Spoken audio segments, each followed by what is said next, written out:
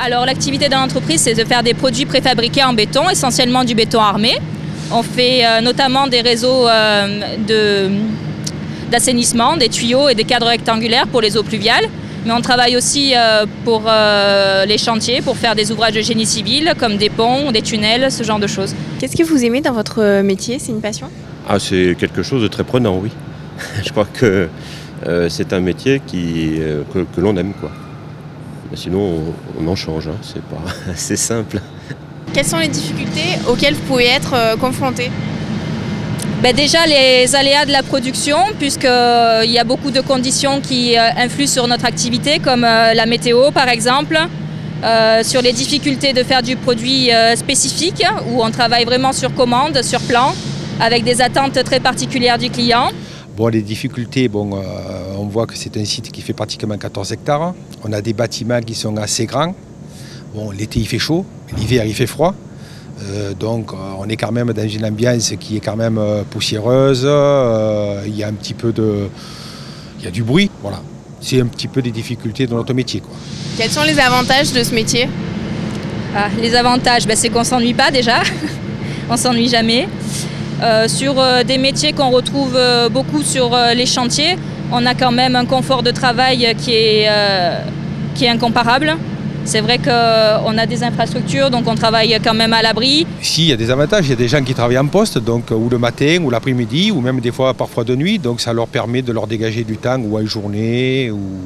Bon, ça c'est des questions d'habitude. Et vous formez les gens ici ou ils ont déjà une formation avant de venir? Alors ça dépend des postes. Les caristes par exemple, lorsqu'on en embauche, ont déjà une formation initiale.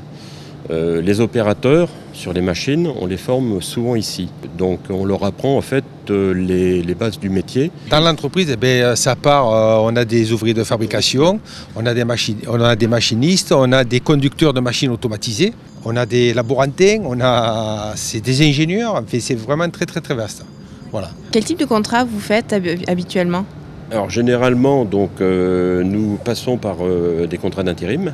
Après une période, on va dire d'essai, chez nous de l'ordre de 6 mois, 1 an, quoi. Et c'est souvent par des contrats d'intérim et c'est les gens les plus assidus et les plus aptes à faire ce métier qu'on embauche. Quelle qualité vous cherchez chez les personnes que vous employez? La qualité principale, c'est, je dirais, de savoir s'adapter au poste de travail, de trouver les petites astuces, aménage son poste de travail, que ce soit au niveau sécurité, au niveau qualité, hein, pour faire de lui un opérateur complet, quoi. Alors des qualités, évidemment, je pense que la première chose qu'on recherche, c'est d'être professionnel. Quand j'entends professionnel, ça veut dire d'être là, d'essayer de ne pas trop être absent, d'être là à l'heure, parce qu'on fait partie d'une équipe et qu'il faut pouvoir avoir confiance en ses coéquipiers. Et après, le reste, c'est de la formation interne de toute manière et chacun, en se mettant de la volonté, peut arriver à travailler sur les postes qui sont présents sur cette usine. Si le gars est sérieux et s'il veut travailler, il pourra au cours de sa carrière changer de poste plusieurs fois et de progresser les différents échelons qu'il y a au niveau de la société. Quel conseil vous donneriez à un jeune qui débute dans le métier? D'oser faire les choses et de respecter les consignes. Surtout de sécurité. De s'accrocher, de montrer qu'ils sont motivés. Au jour d'aujourd'hui, c'est dur de trouver des personnes de confiance. Et quand on voit un jeune qui arrive, motivé, qui a envie de s'investir, qui a envie d'apprendre des choses, c'est le meilleur CV qu'il puisse avoir. On nous a dit que vous étiez l'une des seules filles sur le terrain, c'est pas trop difficile? Ça facilite les choses avec certains salariés, ça les complique avec d'autres, bien évidemment. Je pense que pour la plupart, ils sont quand même contents d'avoir une présence féminine. Et pour ma part, je suis ravie parce qu'il y en a une deuxième qui va arriver bientôt. Donc ça me fera un petit peu de compagnie. Mais quoi qu'il arrive, l'ambiance de travail est très agréable.